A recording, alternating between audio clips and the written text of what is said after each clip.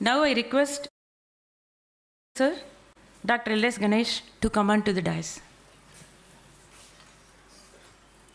Hope everybody will invite him with claps.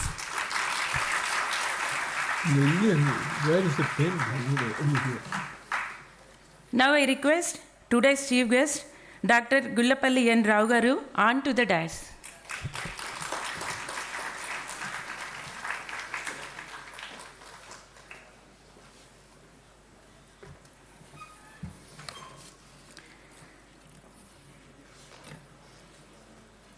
Thank you, sir. Dr. Gullapalli N. Rao Garu is the founder chair of L.V. Prasad Eye Institute, Hyderabad, which he established in 1987 following a distinguished academic career in the United States. Over the past 35 years, L.V. Prasad Eye Institute has evolved under Dr. Rao's visionary leadership into a world-class institution, integrating comprehensive eye care services, advanced training programs for ophthalmologists and allied eye health professionals, as a research center, as a rehabilitation programs and innovative models for delivering high-quality eye care to underserved populations.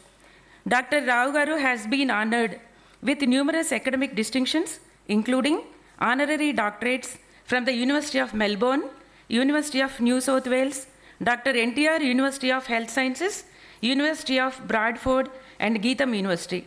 In addition to his work with L.V. Prasad Eye Institute, Dr. Rao Garu has held significant leadership roles internationally. He serves on the Board of Trustees for the International Council of Ophthalmology, and he has held visiting professorship worldwide. Dr. Rao's academic achievements include over 300 peer-reviewed publications and contributions to prominent ophthalmology journals as an editorial board member. Dr. Rao has received many accolades for his contributions to ophthalmology and global eye care, including the Naumann Award from the ICO, the Kupfer Award from the Association for Research in Vision and Ophthalmology, and the Jose Rizal Medal from the Asia Pacific Academy of Ophthalmology. He has been inducted into the Ophthalmology Hall of Fame by the American Society of Cataract and Refractive Surgery and was honored as a Commander Order of the State of Africa by the President of Liberia for distinguished contributions to public services and science in Africa. Welcome you, sir.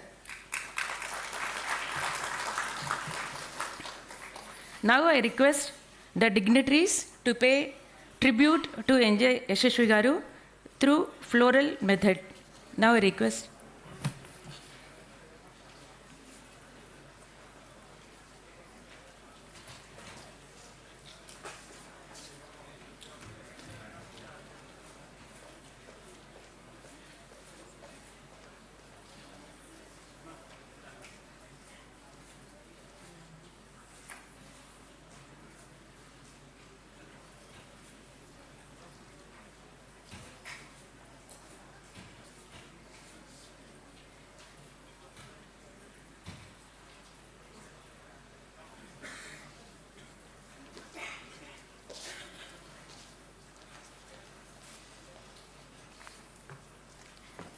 I'll request our Vice Chancellor, Dr. L.S. Ganesh Garu, to give his introductory remarks.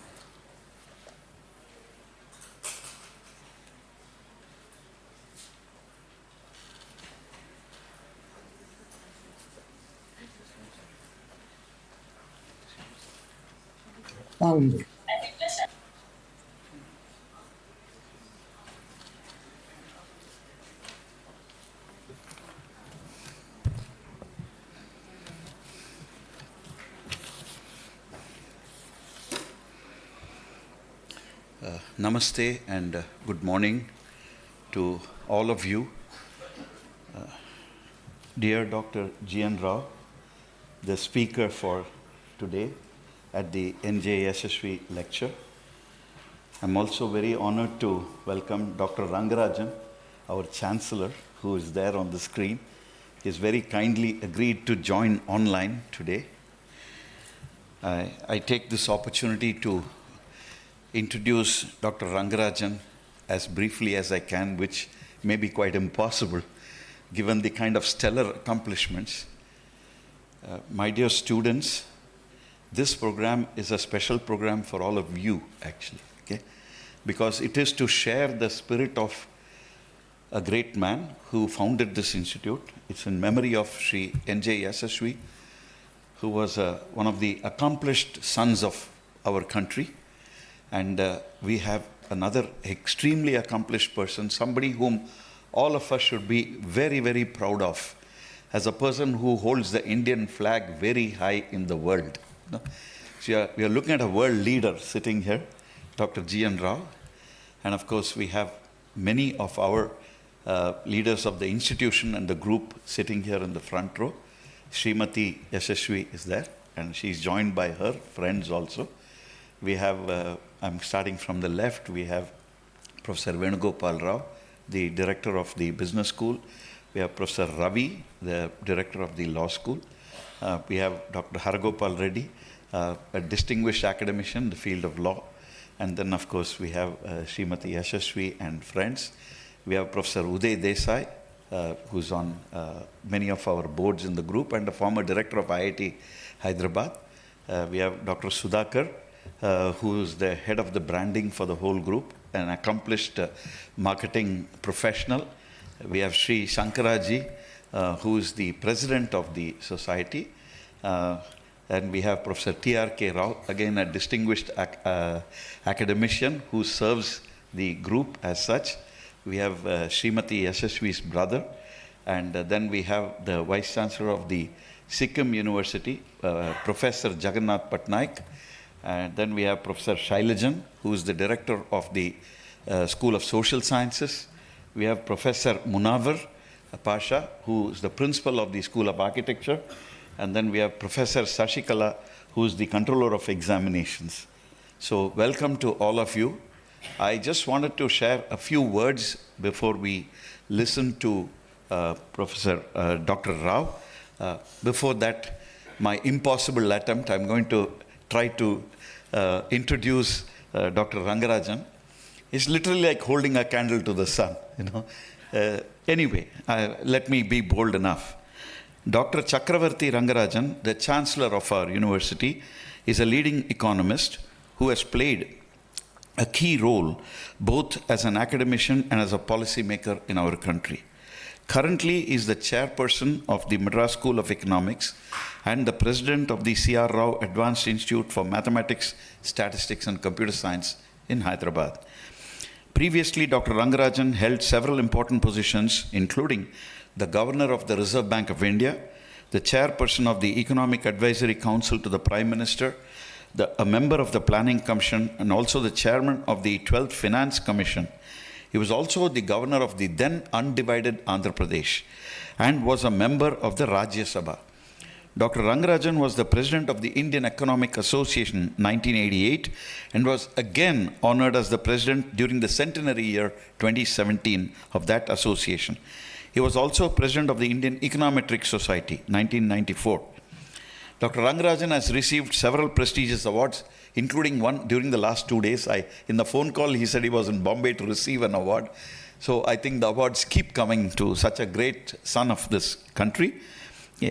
Notable among them are the Honorary Fellow of the Indian Institute of Management, Ahmedabad. I want all business students to note that he was a professor of economics. Okay? And the Alumni Award for Outstanding Leadership by the Wharton India Economic Forum, and the Finance Man of the Decade Award given by the Bombay Management Association. In recognition of his distinguished service to the country, the President of India honored him with the Padma Vibhushan in 2002, and he was a part of the team which launched the liberalization reforms in 1991. In 2020, Dr. Rangarajan received the P.C. Mahalanobis Award for Lifetime Achievement in Official Statistics. In fact, I want you to know he's a phenomenal statistician. You know? And he has laid the base for much of the statistical work and data collection in our country, without which we will really sink, actually. Okay? And Dr. Rangarajan received the Professor C.R. Rao Centenary Gold Medal along with Professor Jagdish Bhagavati of Columbia University for lifetime contributions in the fields of theoretical and applied aspects of quantitative economics. And of course, Dr. Rangarajan is a prolific author who's written extensively in professional journals at home and abroad. And he continues to keep sharing his wisdom almost, if I'm not mistaken, almost once a week. His articles come, and he's so enthusiastic about sharing his wisdom to all of us. And there is a lot of it, plenty of it. It seems to be, literally his source of wisdom seems to be an eternal spring. Okay? And his latest book is Forks in the Road, My Days at RBI and Beyond, which was published by Penguin just about a couple of years ago. So, sir, thank you very much for joining us today online, Dr. Rangarajan. We are indeed, I feel we are blessed by your presence, online presence. Thank you very much. Yeah.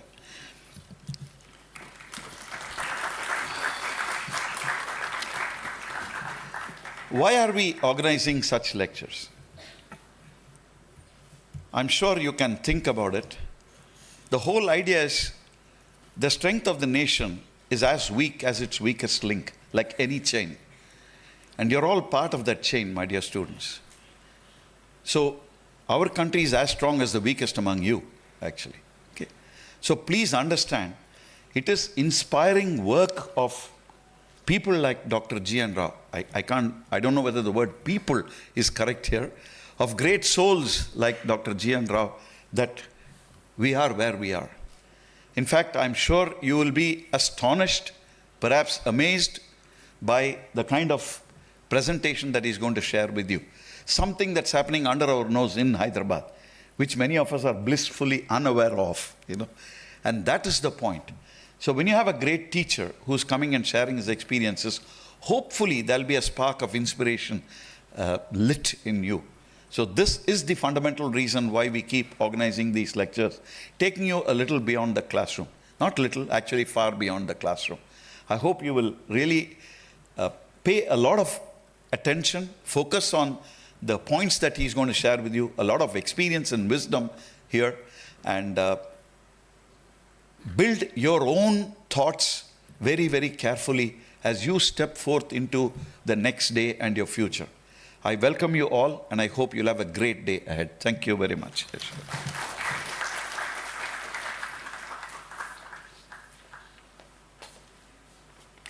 Thank you, sir. Now I request just to play the film on Yasaswy garu.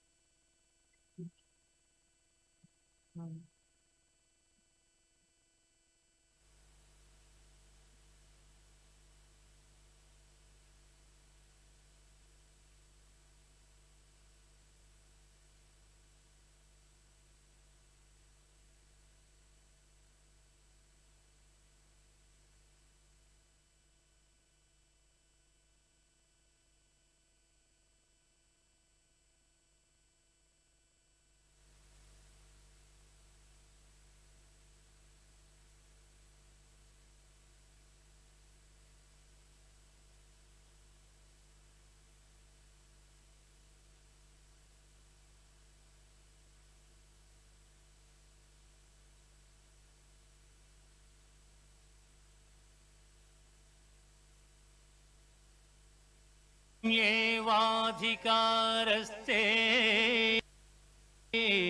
मा फलेषु कदाचन मा कर्मफलहेतुर्भूः मा ते सङ्गोऽस्त्वकर्मणि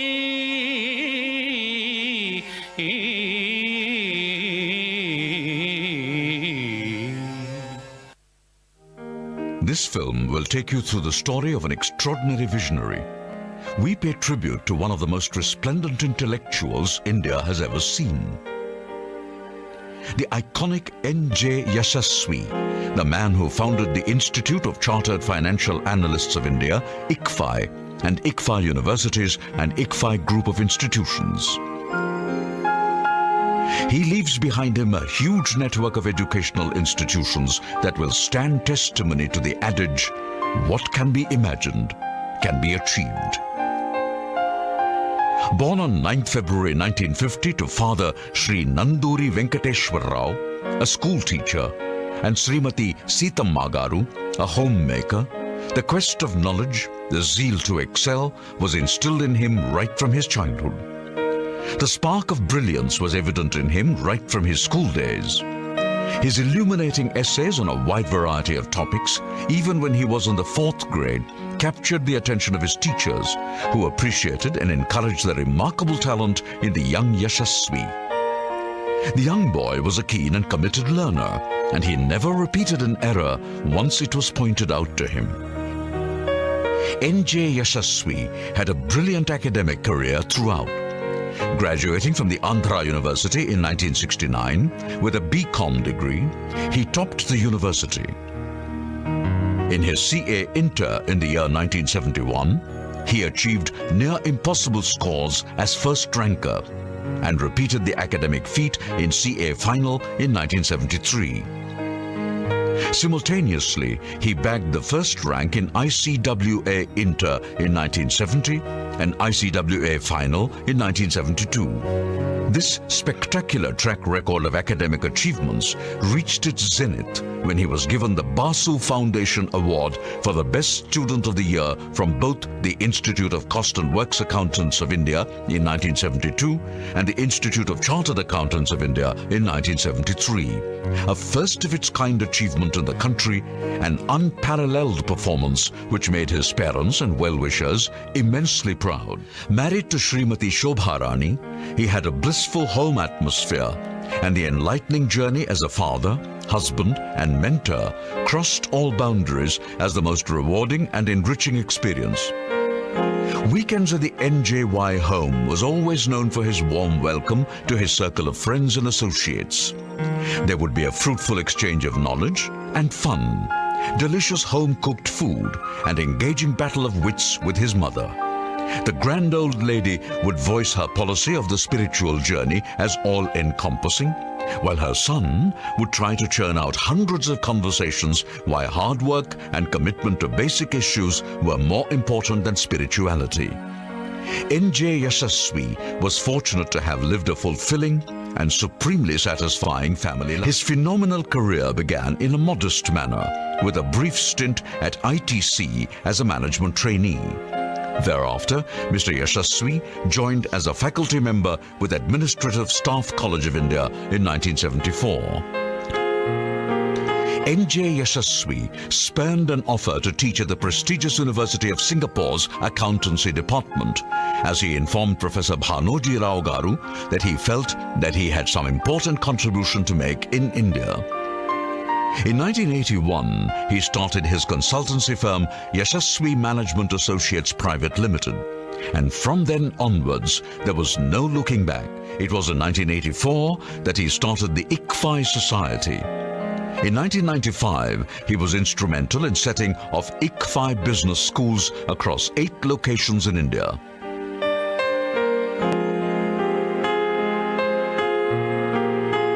He was charismatic, a great motivator, never tired of talking about ideas, their execution, and delegating projects ably to people according to their strengths.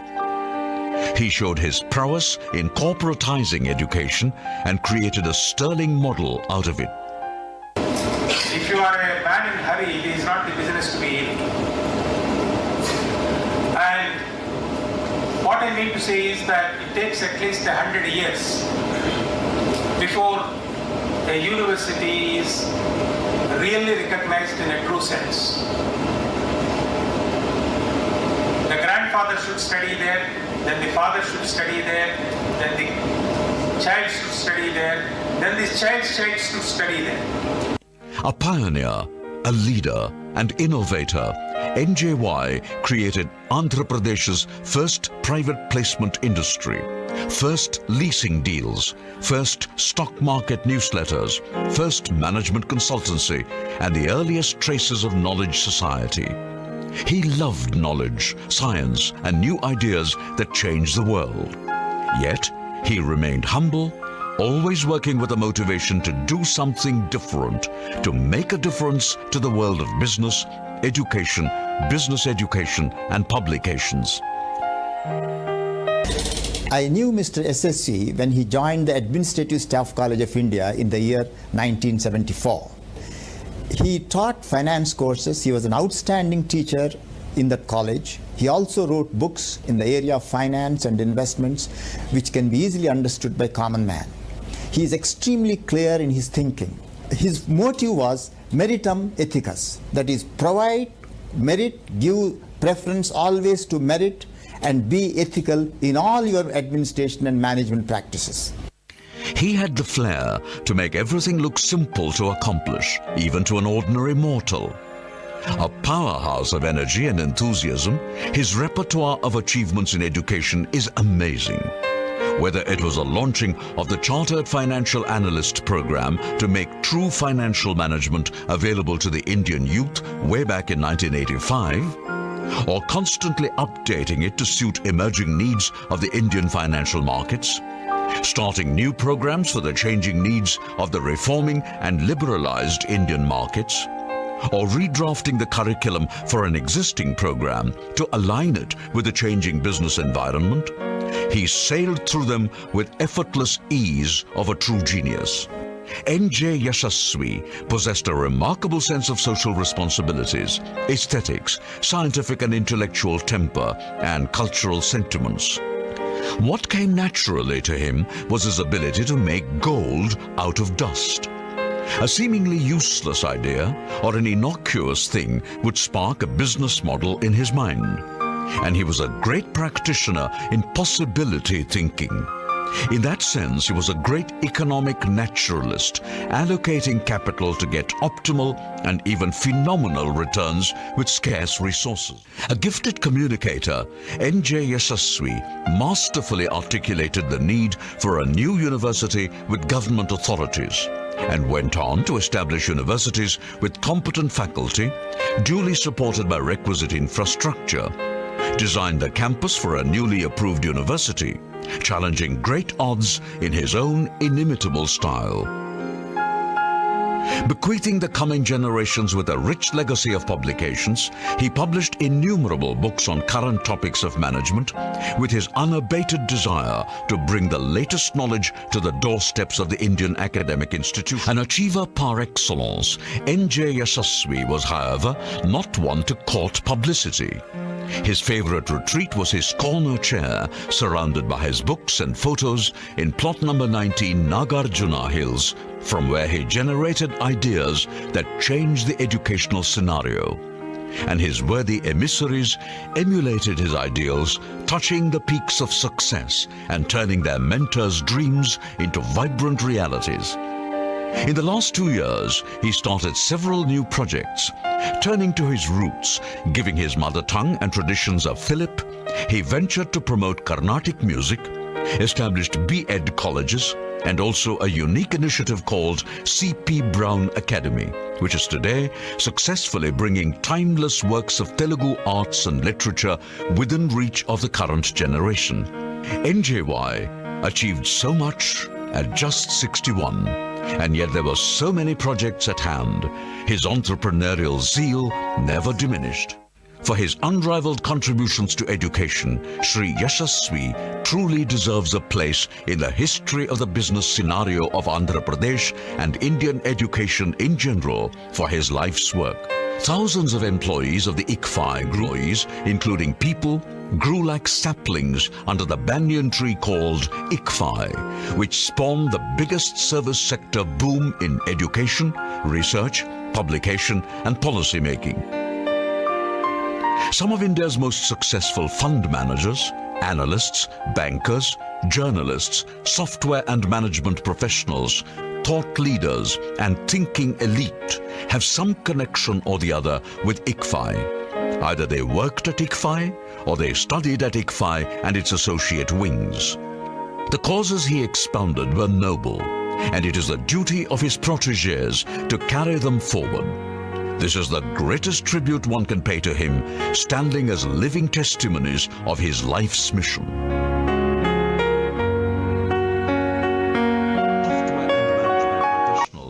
Thought leaders and thinking elite have some connection or the other with ICFAI. Either they worked at ICFAI or they studied at ICFAI and its associate wings.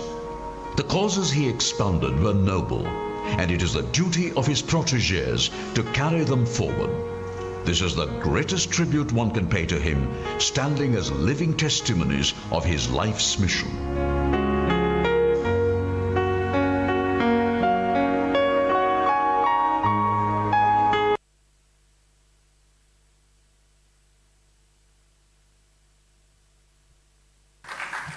Thank you so much.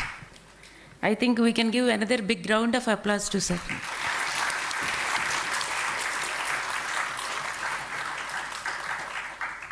Now I request today's chief guest, Dr. G.N. Rao garu, to give his lecture. Yes.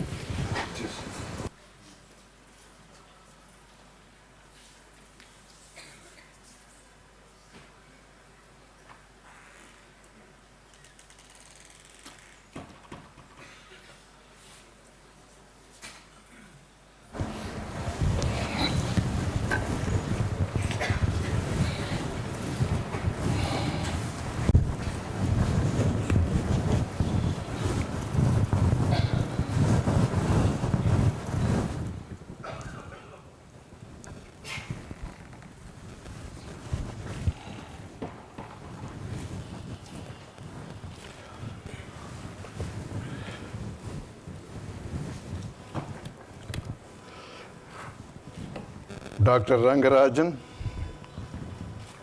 Srimati Yashwanti Garu, Vice Chancellor Dr. Ganesh, Registrar Dr. Vijay Lakshmi,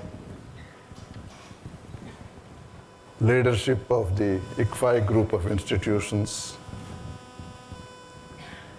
some of the old friends like Uday, who has helped us in the growth of our own institute for many years, members of the faculty, and the young minds who are going to shape the future of our country.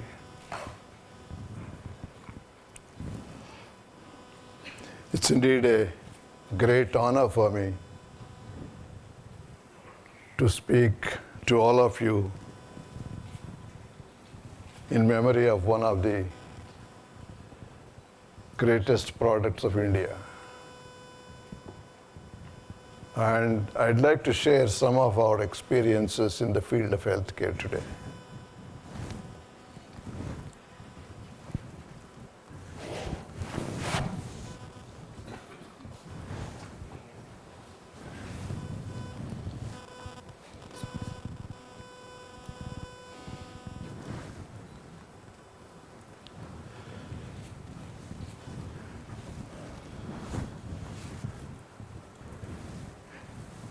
It's considered that our country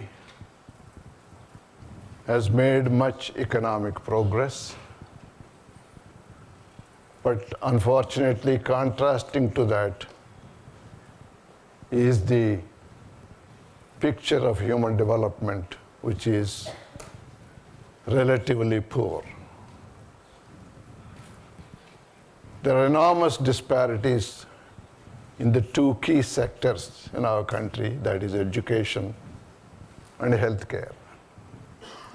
In education, as everyone knows, we have multiple challenges, including the quality of education that we have available across the country and at all levels, from school education to professional schools and the advanced graduate education. COVID 19 has indeed exacerbated that problems in a significant way. And it's been shown that the learning loss has indeed been a global disaster, and particularly more pronounced in the developing countries. So innovation aimed at human welfare is indeed a great necessity in the present day. And that's possible only through visionary leadership who can build great institutions of learning in countries like ours. And Sri NJ Yasaswy belonged to that rare breed of people. A teacher par excellence, an enterprising entrepreneur, and a visionary leader. He contributed significantly through multiple roles, both to the governmental and non-governmental sectors of our country. And the example is the campus that we are located now. Coming to healthcare, in our country we continue to have the ravages of maternal mortality, infant mortality, lower levels of vaccination rate compared to many countries around the world. Tuberculosis, malaria, and leprosy are very much with us. We are, again, number one in all these in the world. Compounding this problem is the emergence at an accelerated pace of all the non-communicable diseases like diabetes, hypertension, cancer, etc. By many measures, actually, the world has never been in better health. But yet, the challenge is the gap between this progress and the greater potential that medicine offers that perhaps has never been wider. At least half of the world does not have access to good quality healthcare in the world today. A recent report in the Lancet from the World Health Organization has shown that nearly 4.5 billion people in the world have no access or poor access to healthcare. That's more than half the world's population. And yet another 2 billion people face financial hardship to provide for their own health care. And just recently I came to know in the state of Telangana itself, annually 45 lakh people go into poverty because of their health care costs for them and their families. It is said that we live in a fragile world today. Pandemics, which are going to increase in frequency and severity in future. The climate crisis, energy shock, human stupidity leading to global conflicts around the world with no end in sight. I believe there are over 100 collapsing economies in the world and food crises. Healthcare is interlinked to other crises like climate change and inequality. And I also believe the world's poorest countries have experienced a brutal decade since 2015. And that is actually making the problem worse. Recently, the World Health Organization Council has come up with some recommendations. It has made that valuing health and well-being should be made a priority. Health should be made a human right. Arrangements must be made in the budgetary requirements of all the countries for long-term financing of healthcare.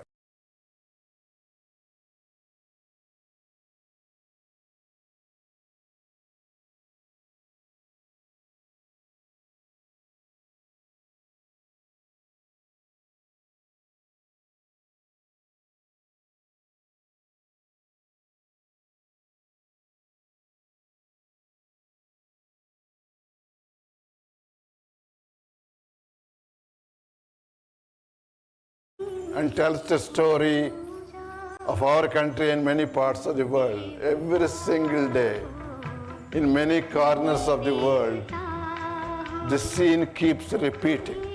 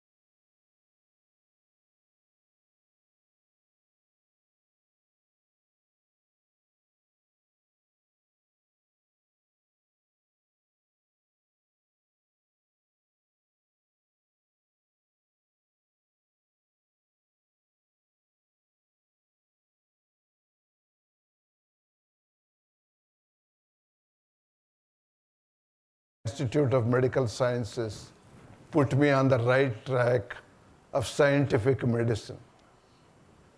And my two other mentors in America, Professor Baum and Aquavella, have really allowed me to mature and get into the track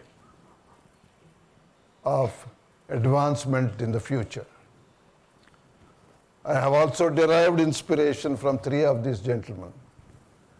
Dr. Venkataswamy, who founded the Arvind Eye Care System in Madurai, Dr. Badrinath of Shankar Netralaya, and from very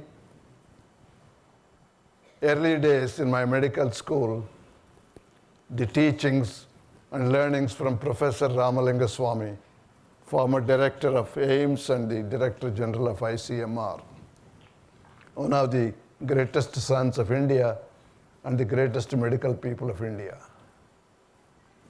I was born in a small village and spent the first 10 years of my life in a rural schooling situation in Krishna district of Andhra Pradesh. My early adult life was in a smaller town in those days, Guntur.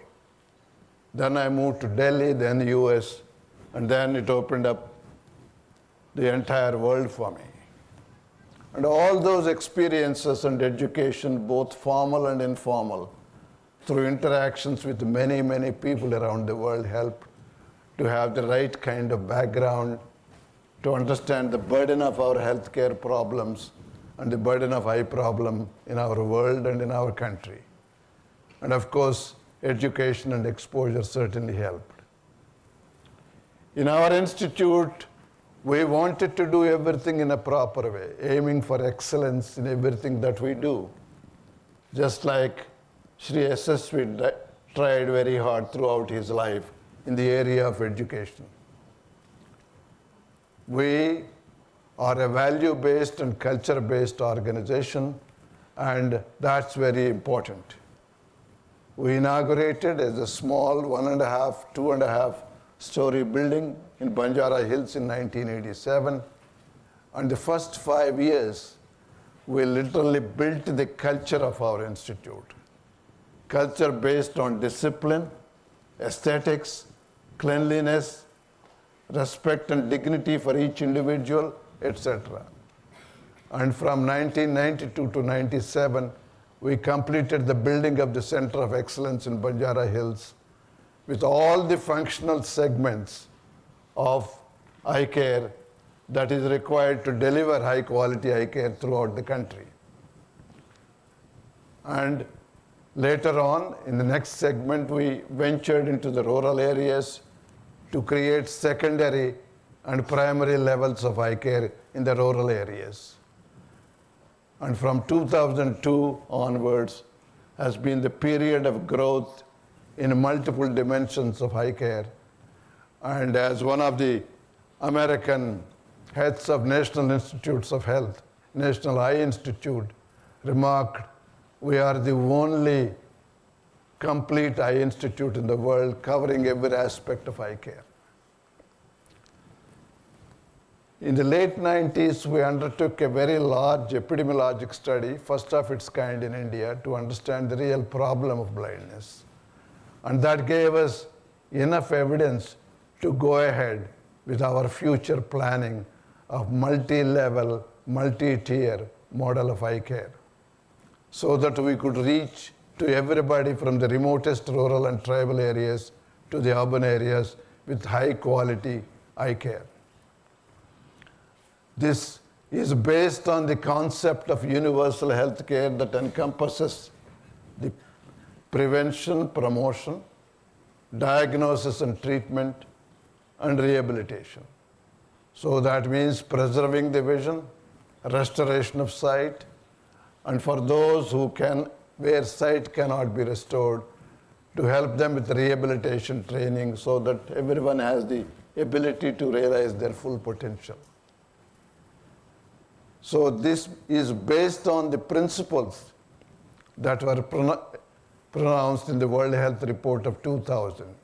And that's exactly the model that we have developed even prior to this WHO report. a pyramidal model of multi-level eye care from the primary to the advanced tertiary care. From simple screening in remote rural areas to management of complex diseases at the very top.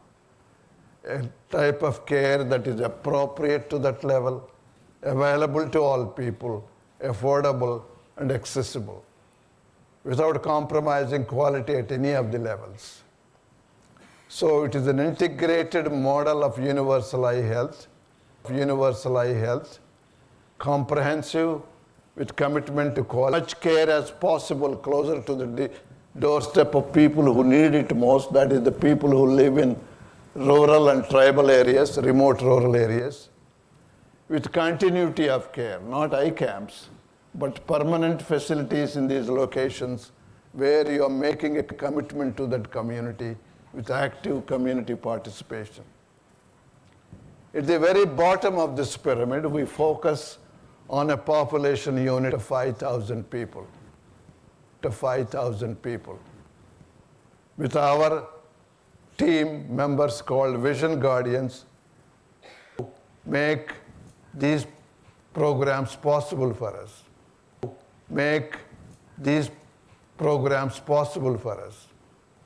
Promoting eye health, screening programs in those communities, making appropriate referrals to the next levels of care, and those who had some kind of surgical intervention in that 5,000 community to keep an eye on them and make sure that they go back for follow-up care.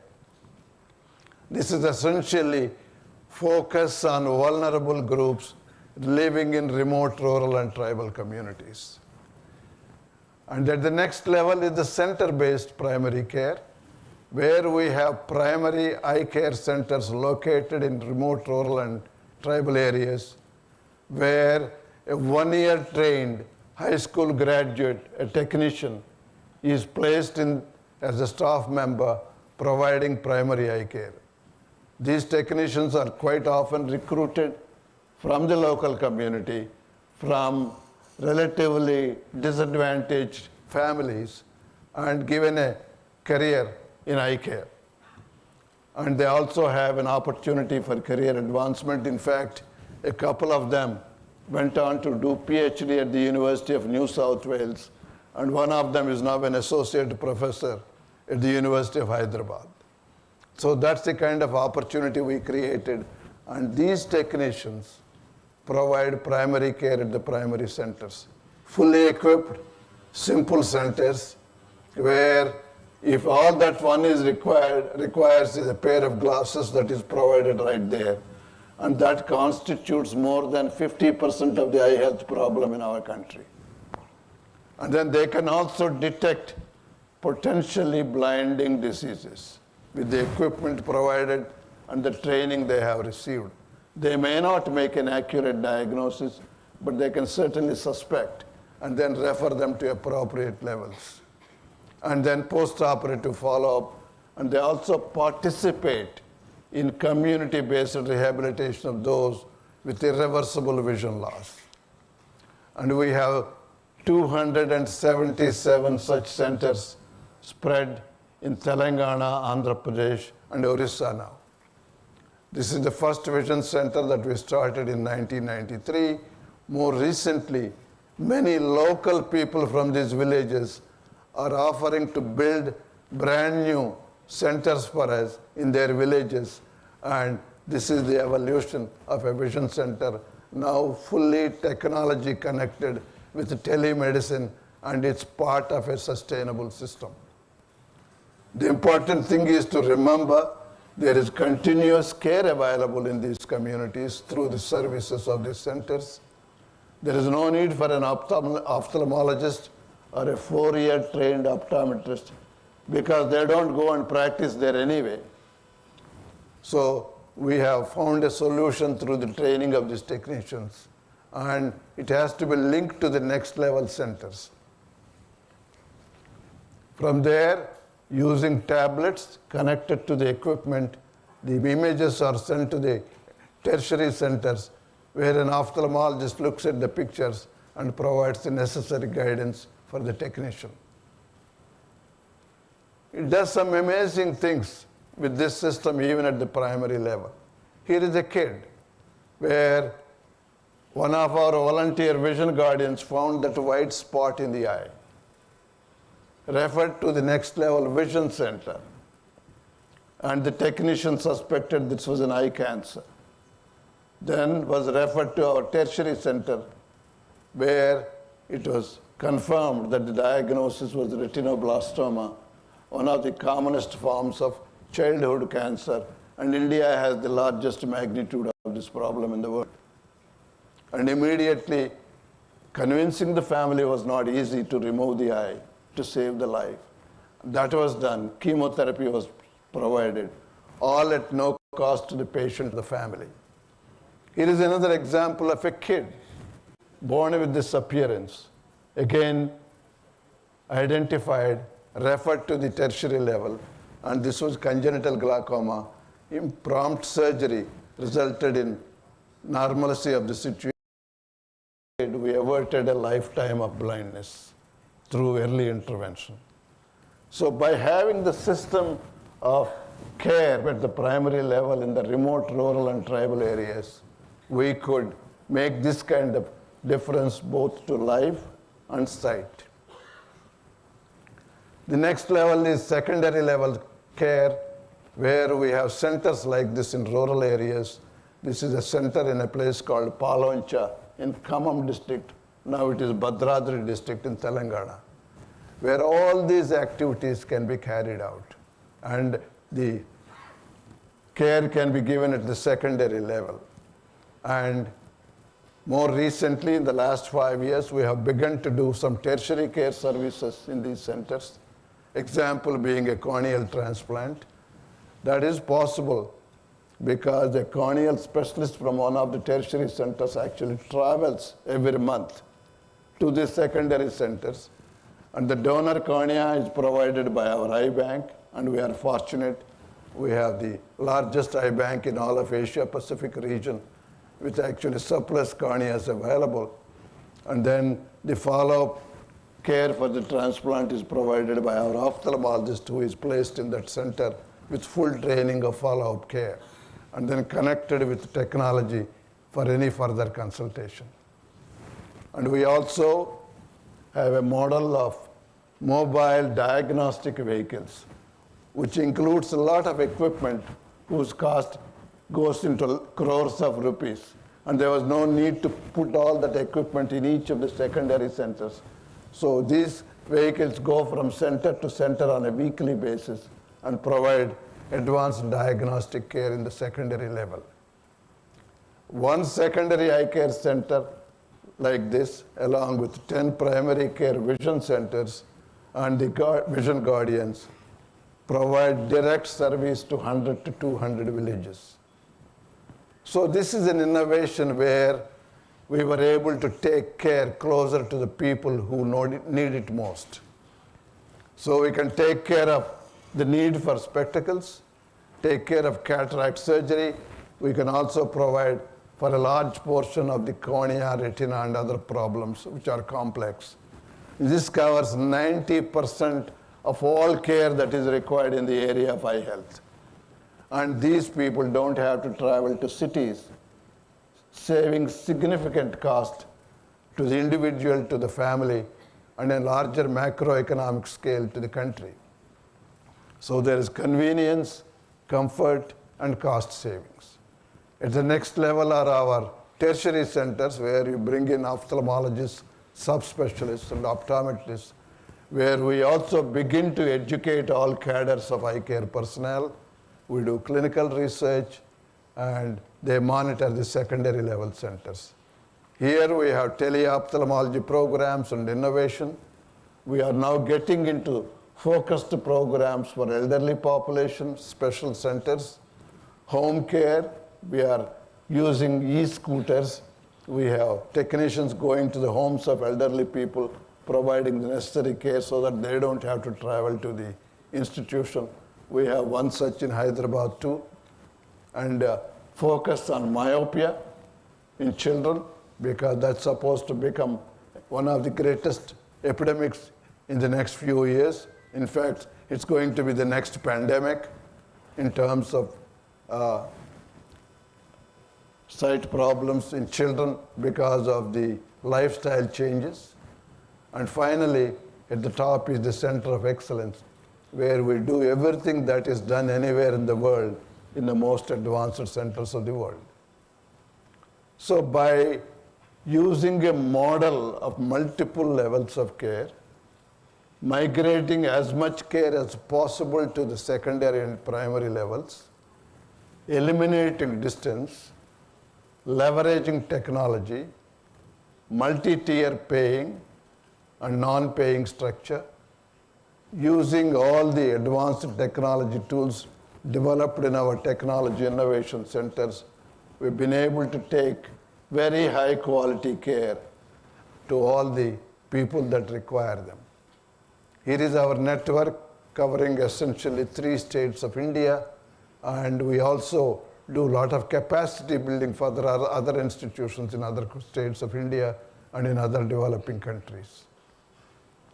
These are our functional arms. In patient care, we take care of approximately 2.5 million people a year. In I-banking, as I said, we are the biggest I-bank in the Asia-Pacific region, harvesting over 12 to 13,000 corneas a year. Vision rehabilitation, we were the first eye institute to integrate that as a component of an eye institute. Education for all cadres of eye care professionals. And at any given point, we have about 800 to 900 trainees on our campuses in various disciplines, ophthalmology, optometry, technicians, nurses, etc. And capacity building for other organizations, both in India and outside. And rural eye health, I already alluded to.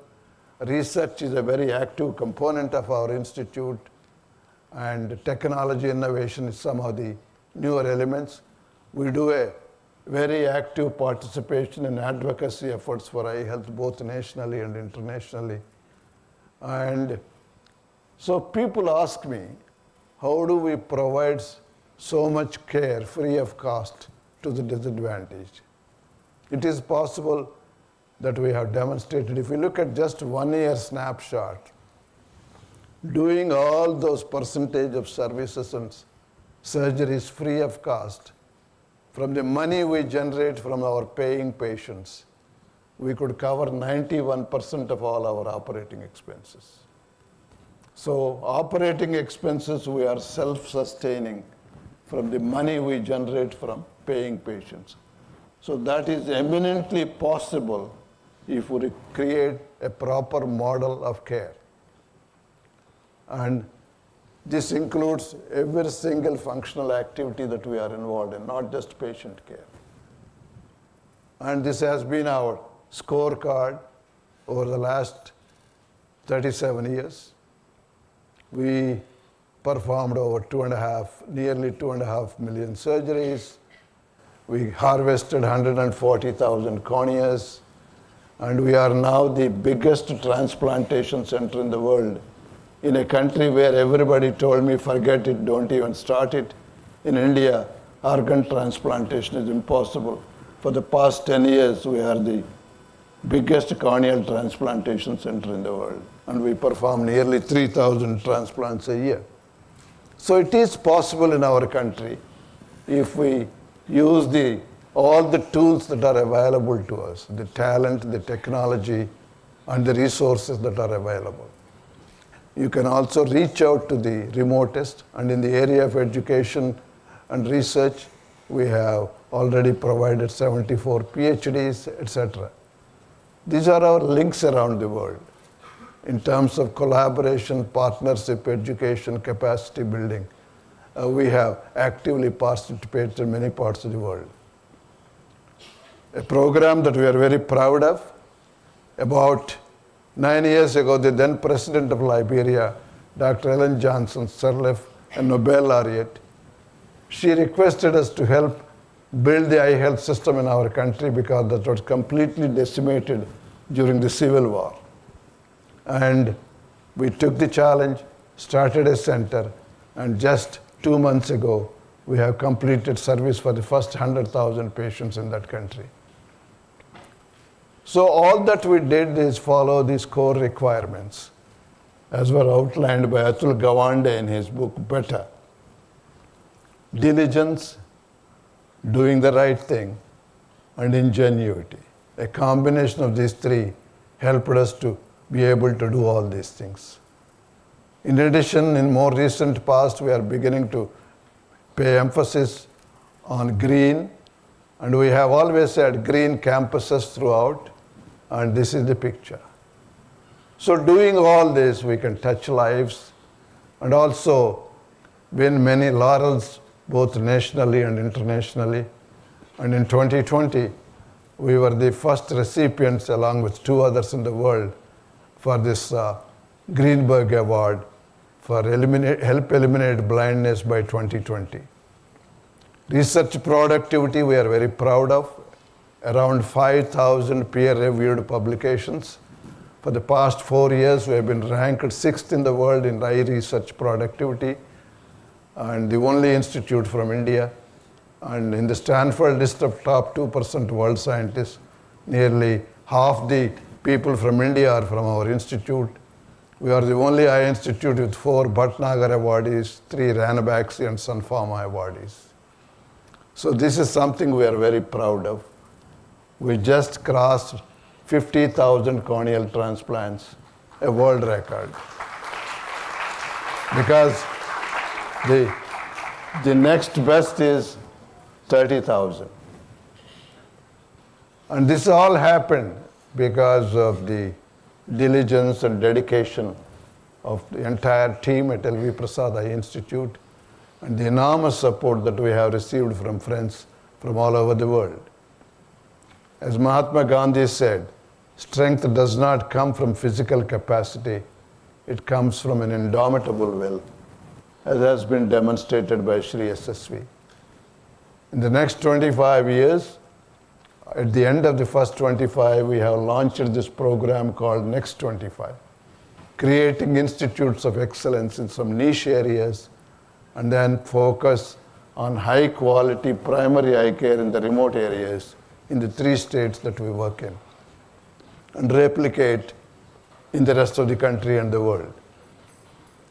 The future also is the 3T model, I believe. Technology alone will not do it. Talent alone will not do it. It's the combination of these two, along with tenderness or caring element that is required in healthcare, that is going to work.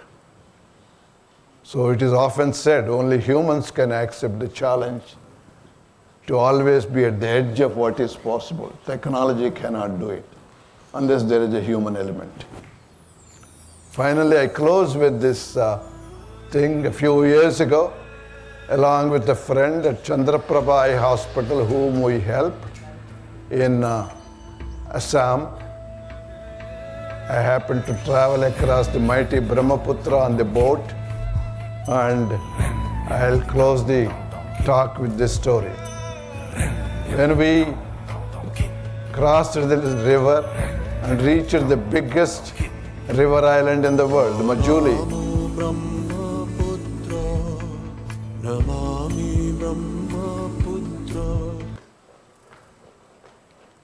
and we could create a primary eye care center in this remote river island, serving the people of that island. I thought we have arrived.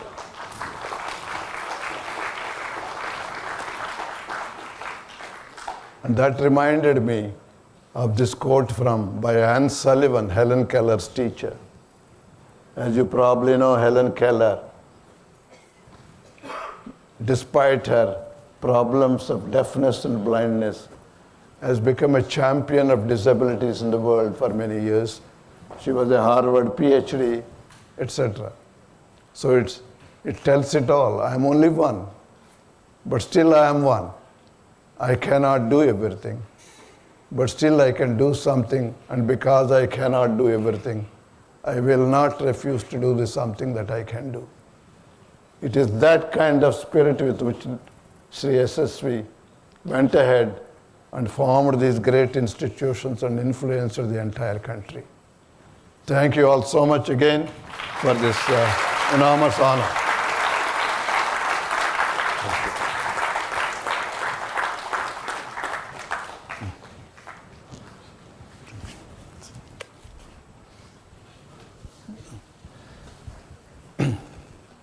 Thank you so much, sir.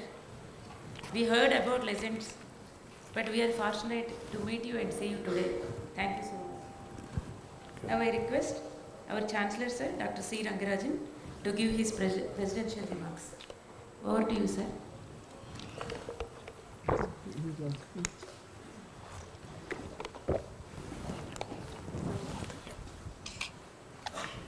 Dr. Rao, Mrs. Yasaswy, Mr. Professor Ganesh, Professor Mahendra Reddy, and friends. This is a Yasaswy Memorial Lecture delivered by one who has done a lot for improving the health situation in this country. His hospital and the developments there have shown how the availability of medical service can be made extensive and able to reach out people without much means. Before that, I have to say that it is somewhat unfortunate that I could not hear completely what the speaker was speaking because there is some problem in the transmission. I tried all means from here to get to hear him, but I'm sorry that I missed hearing him. But I will, from whatever I could gather, put together a few things and make a few comments. First of all, I think this is an Yasaswy Memorial Lecture, and we must remember the major contribution that Mr. Yasaswy has made in terms of improving education. In fact, education and health are the two important elements to make the country move faster. And in our own system, if you will find that out of the social expenditures, more goes to education than to health. But that's not necessarily the right way to do it. But I will make a few comments on what can be done in order to achieve what is called the medical care to everyone. That is universal medical care. But coming back to Professor Yasaswy, it is his vision, it is his courage that has resulted in the creation of the ICFAI network of institutions, which spread almost from the Himalayas down to the south. The biggest contribution that we can make to the memory of Mr. Yasaswy is to maintain the high quality of the institutions that he helped to set up. And I think it is extremely important that all of us who are associated with the ICFAI institutions do our best to maintain, as I said, the high quality of the institutions. LV Prasad institution for medicine, which is for eye care, is perhaps one of the best institutions in this area in the country. It is, I think, the accomplishments of the institutions are in many directions. He also mentioned about the fact how they emphasize research and development in the application of medical practices. I believe that they have broken new ground and they are constantly working on how to improve the situation by emphasizing research. But more than that, what they have shown and proved is that it is possible to provide medical services, particularly in the eye care area, through a combination of efforts. I would call this what we normally use the term in economics, cross-subsidization. That is, what we really need is a set of institutions which can, in a sense, have patients from all segments and enable such an institution to move forward by charging higher amounts on the rich or the well-to-do, and use the surplus that generated through the provision of the services to the well-to-do to support the poorer people. In the case of healthcare, there are two questions which arise.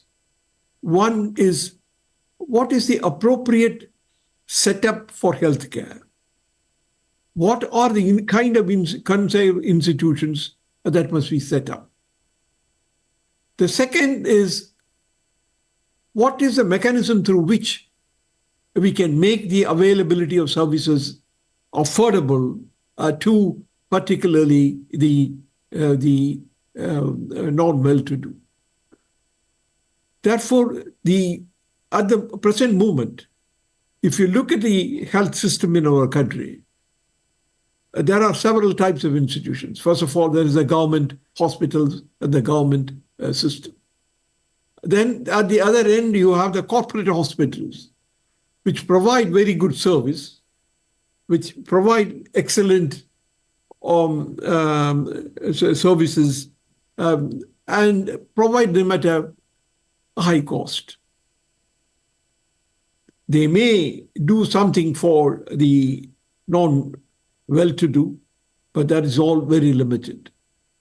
Therefore, the government, corporate hospitals, then there are charity hospitals, in the sense set up by organizations which seek to provide the medical facilities at a very low cost or even free. But they are very limited.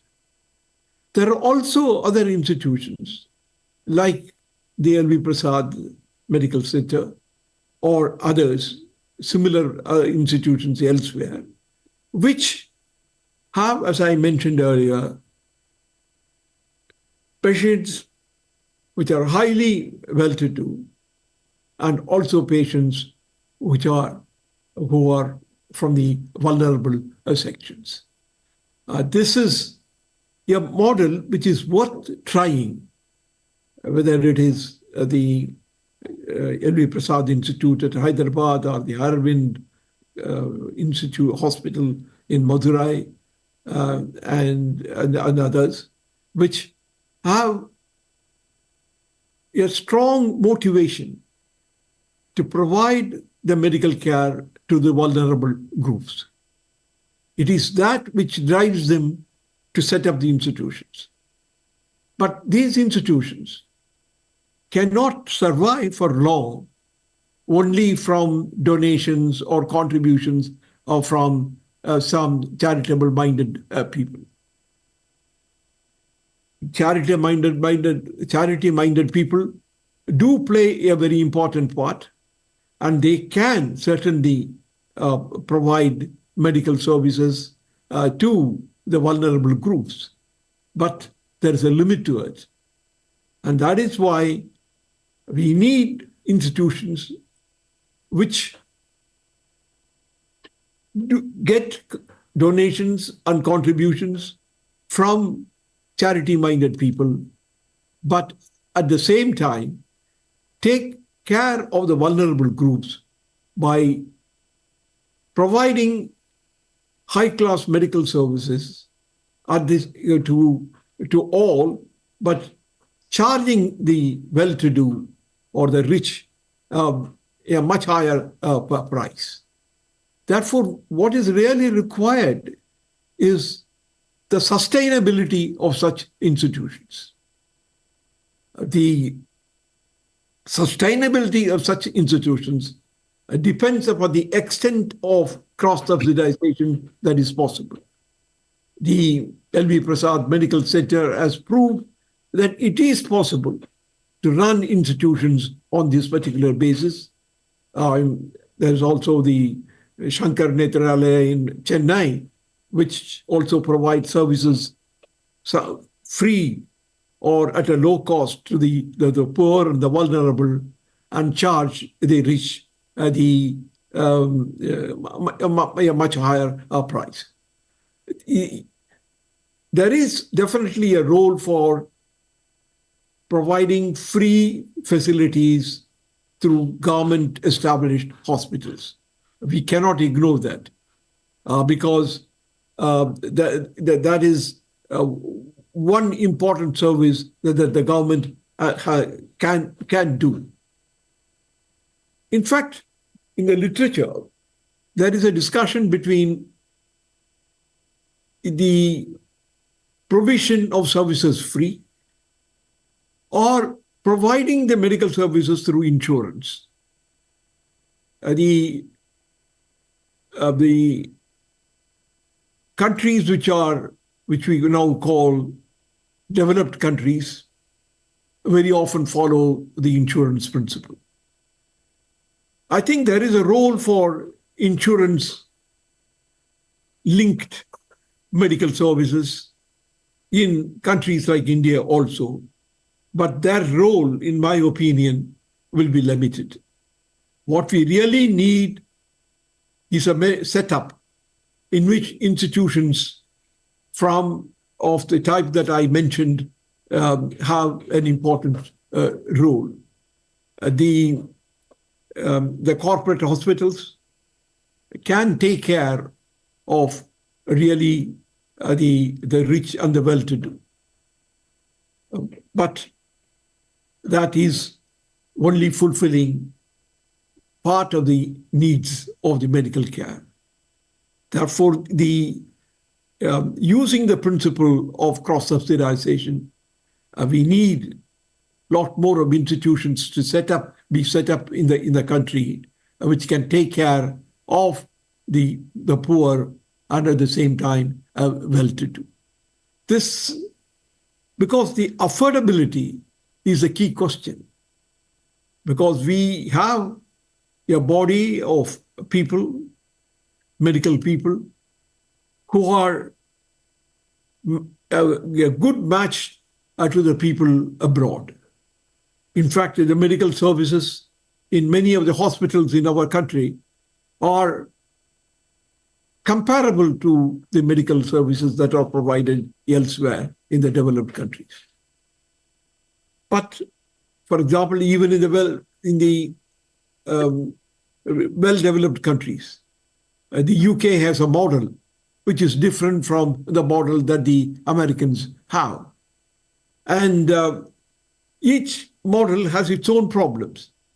I think the Obama healthcare that came in is primarily because it was felt that the American system did not provide adequate services to the poor and the vulnerable.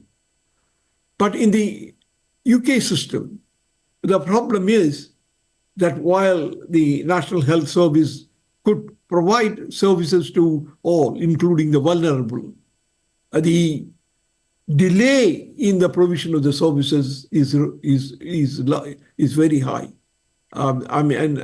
People talk about how long a time it takes to get an appointment in the national health system.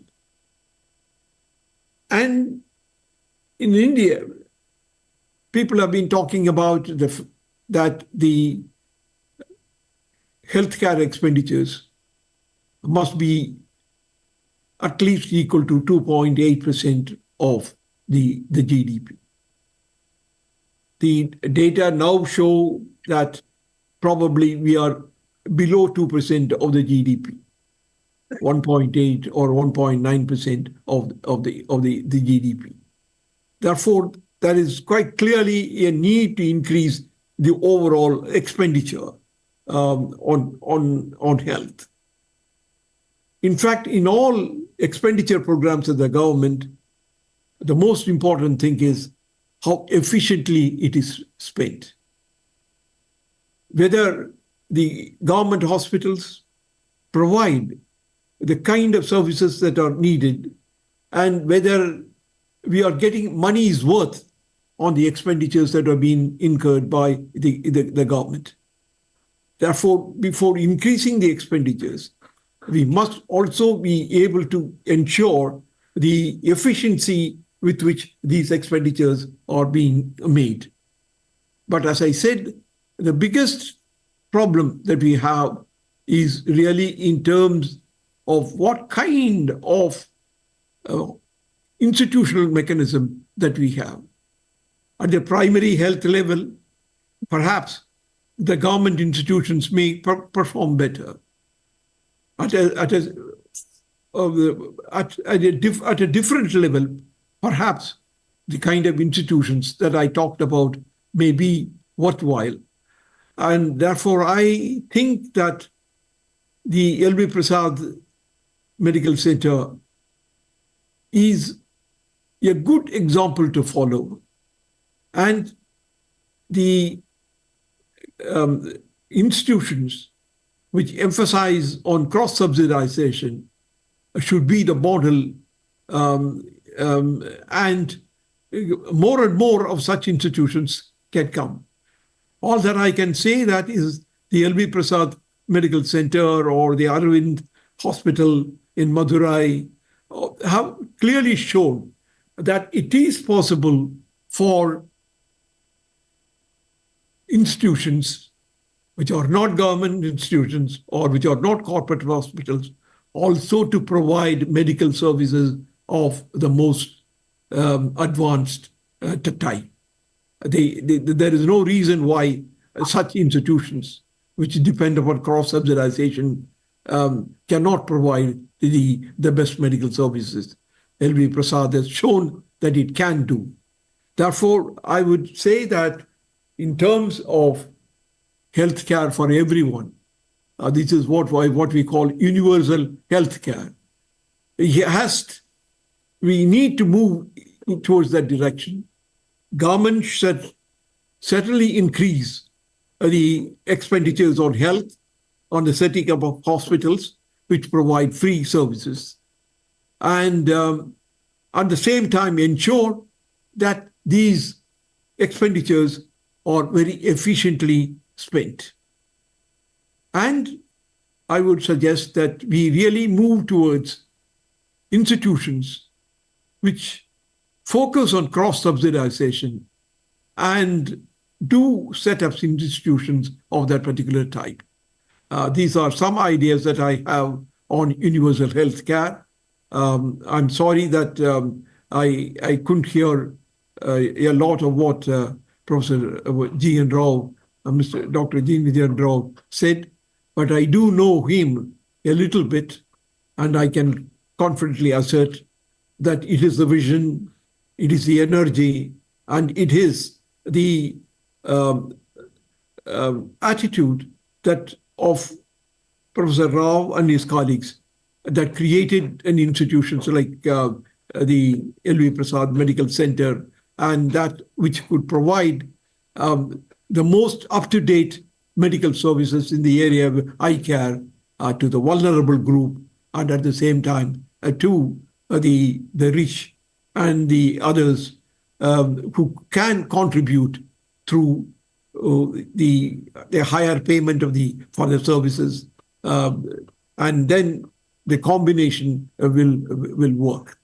I think the cross-subsidization type of institutions, more of it must come, and in addition to what the government and the corporate hospitals can do. Thank you very much, and I'm glad that I could participate here, but I also feel sorry that because of the failure on the technology side, surprisingly on the technology side, that I could not hear a lot of what Professor Rao said. Thank you. Thank you so much, sir. Now we request Madam Srimati NJ Yasaswy, Chairperson IFHE Society, to honor our chief guest.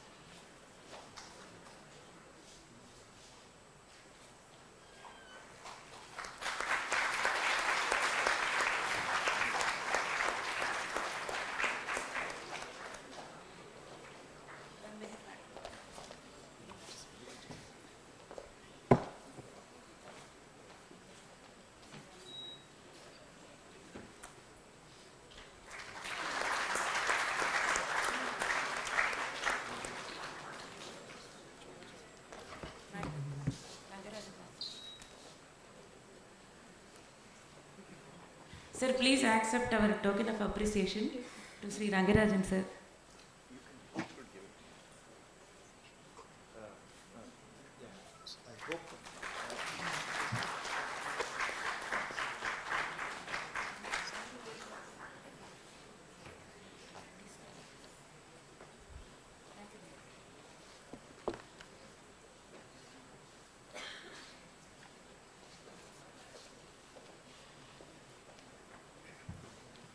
Any two questions are entertained. Anybody has any questions?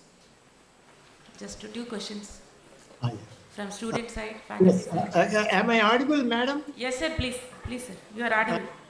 Sir, I want to congratulate the excellent presentation by the speaker and the fantastic presidential remarks, giving the gist of the lecture and the four institutions mentioned by President Rangarajan.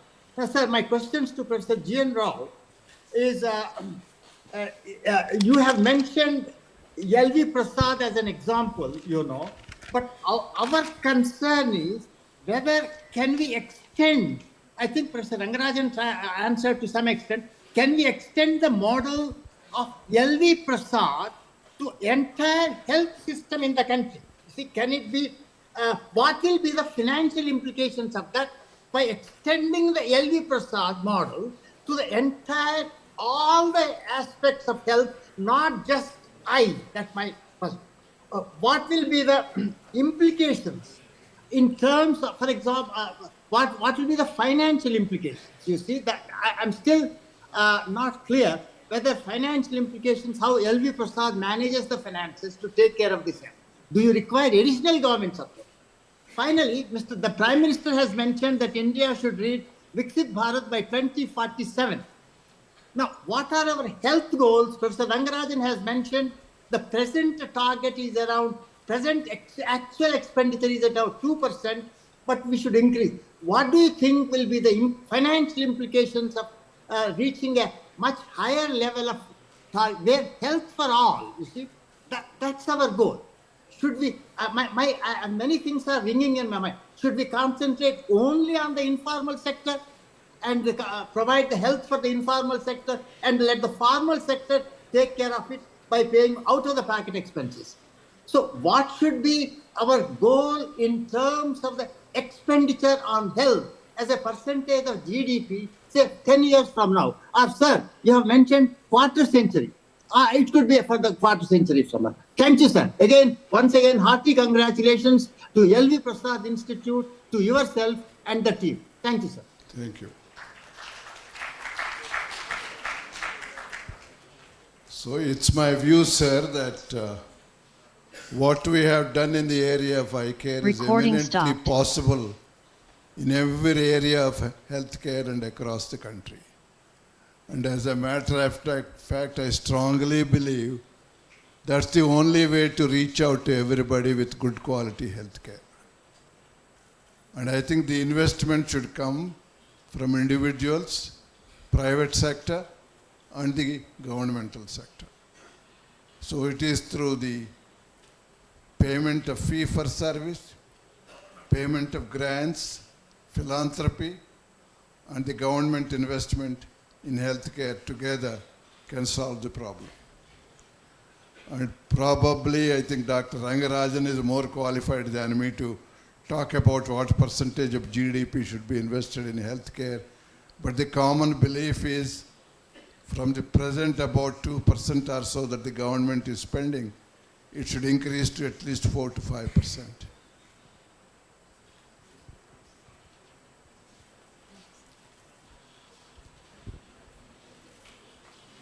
Any questions?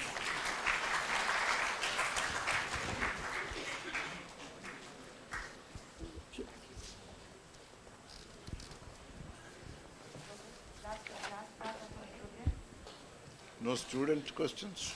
Any questions from the students?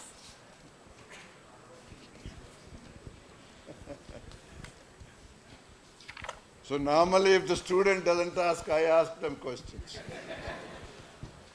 Shall we do that? Yes, sir. Okay. Coming to last part of our program. On behalf of ICFAI Foundation for Higher Education, I would like to extend my heartfelt thanks to the Chancellor, Dr. C. Rangarajan, for his continuous support in conducting this event. Thank you so much, sir. We are highly indebted to Dr. G.N. Rao, founder, Chairperson LV Prasad Eye Institute, Hyderabad, for taking time from your busy schedule and sharing your valuable thoughts on possibility of healthcare for everyone, our experience. Sir, one line I'm sharing.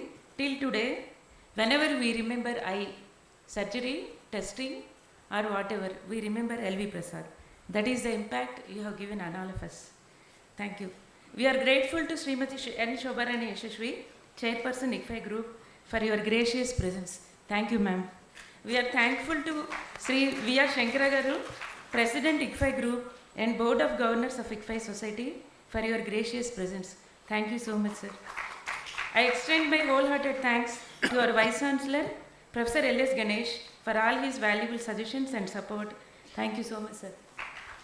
I extend my wholehearted thanks to Professor J. Mahendra Reddy Garu, Professor O.R.S. Rao Garu, Distinguished Advisors, ICFAI Society, Professor U.B. Desai, Professor Hargopal Reddy Garu, Professor D.R.K. Rao Garu, Professor Jagannath Patnaik, for their gracious presence in today's function. Thank you so much, sir.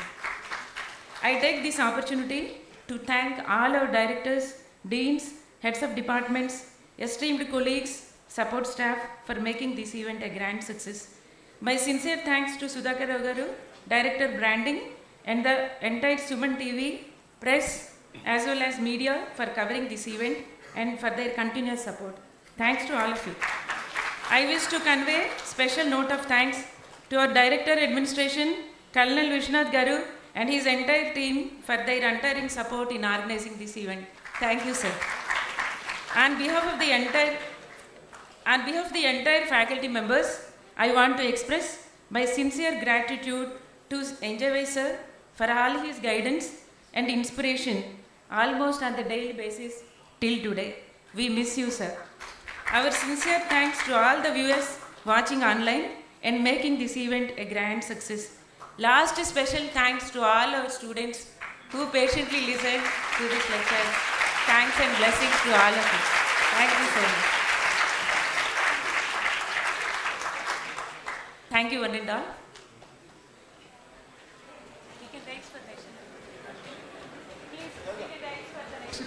Please rise for 2 minutes for national anthem, please.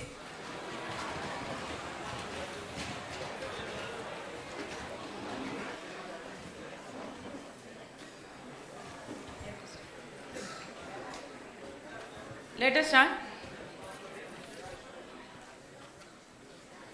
Please.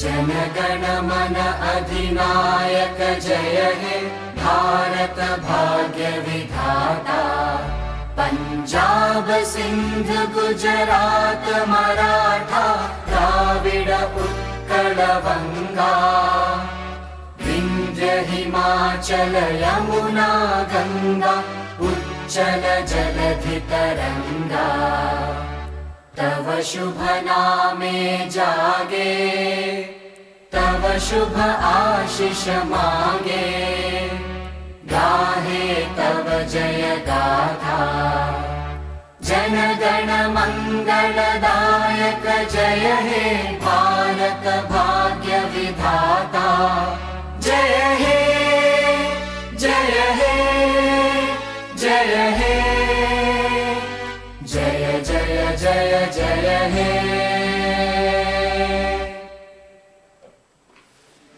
Thank you, one and all.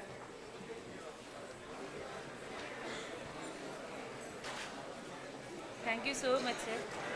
Thank you so much.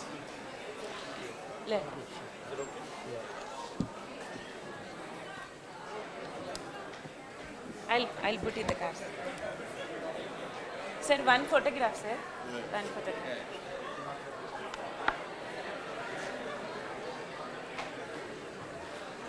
See, all the deans, directors, faculty members are requested, please to come and join us for a photograph, please. All the faculty, deans and directors.